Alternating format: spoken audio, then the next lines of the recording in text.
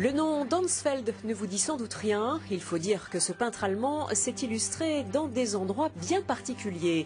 Ses dessins ont été retrouvés à Dieppe sur les murs d'un blockhaus, des fresques humoristiques visant à égayer le quotidien des soldats allemands durant la Seconde Guerre mondiale.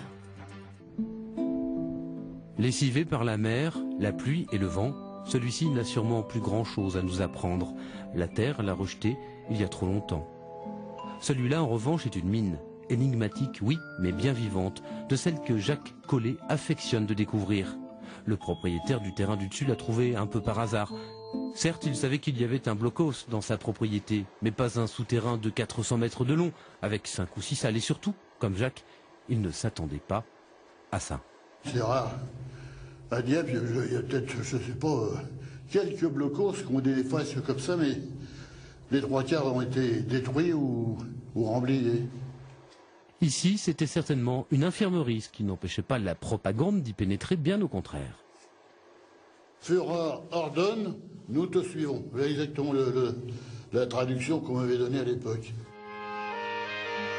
Bien sûr, à chaque fois, c'est l'anglais que Hansfeld, le peintre allemand, ridiculise.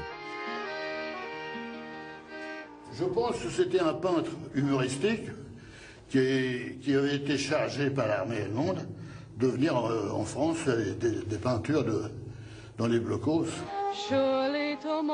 Bon, bien sûr, on a cherché ce fameux Hansfeld dans les livres d'histoire, sur les sites internet, auprès des responsables des musées. On aurait bien aimé mettre un visage sur l'homme, raconter son histoire, mais on n'a rien trouvé.